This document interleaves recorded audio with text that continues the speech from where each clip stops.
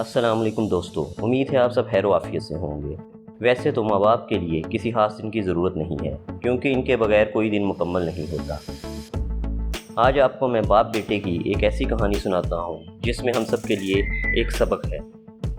ایک 80 سال کا بوڑھا باپ صوفے پر اپنے 45 سالہ بیٹے کے ساتھ بیٹھا تھا۔ اچانک ایک کوا ان کی کھڑکی پر آ کر بیٹھا۔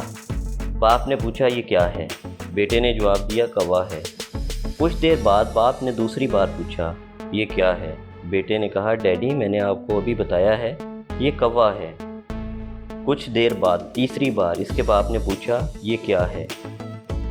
اب بیٹے نے تھوڑے سخت رویے میں کہا، میں نے آپ کو بتایا ہے کہ یہ کوا ہے، کوا ہے، کوا ہے۔ کچھ دیر بعد باپ نے پھر پوچھا، بیٹا یہ کیا ہے؟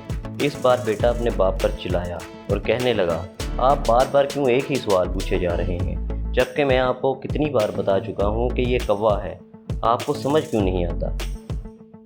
کچھ دیر بعد باپ اپنے کمرے میں گیا اور ایک ڈائری اٹھا لایا جو اس نے بیٹے کی پیدائش سے لکھنی شروع کی تھی۔ اس نے ایک صفحہ نکالا اور اپنے بیٹے کو کہا، اس صفحے کو پڑھو۔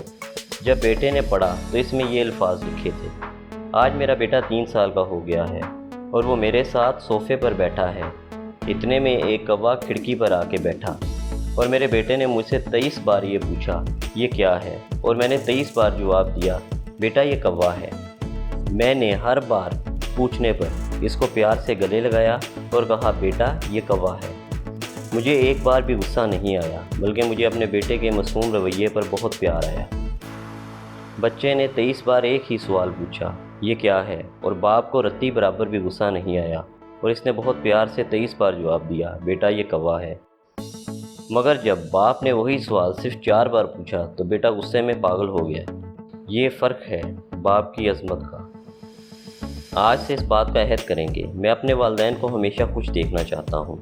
انہوں نے بچپن سے جوانی تک میری دیکھ بھال کی ہے۔ انہوں نے مجھ پر ہمیشہ بے لوث محبت نچھاور کی۔ انہوں نے ہر طوفان اور مشکل کا سامنا کیا تاکہ مجھے معاشرے میں ایک مقام دے سکیں۔ انہوں نے دن رات محنت کی میرے مستقبل کے لیے۔ انہوں نے نہ گرمی دیکھی نہ سردی، میرے لیے ہر وہ کام کیا جو مجھے زندگی کی ہر آرائش دے سکے۔ انہوں نے میری پڑھائی کے لیے اوور ٹائم کیا۔ انہوں نے میرے لیے اپنی کتنی خواہشوں کا گلا گھونٹا۔ اے پروردگار، میرے والدین پر اپنا رحم فرما اور مجھے بھی ان سے شفقت سے پیش آنے کی توفیق عطا فرما۔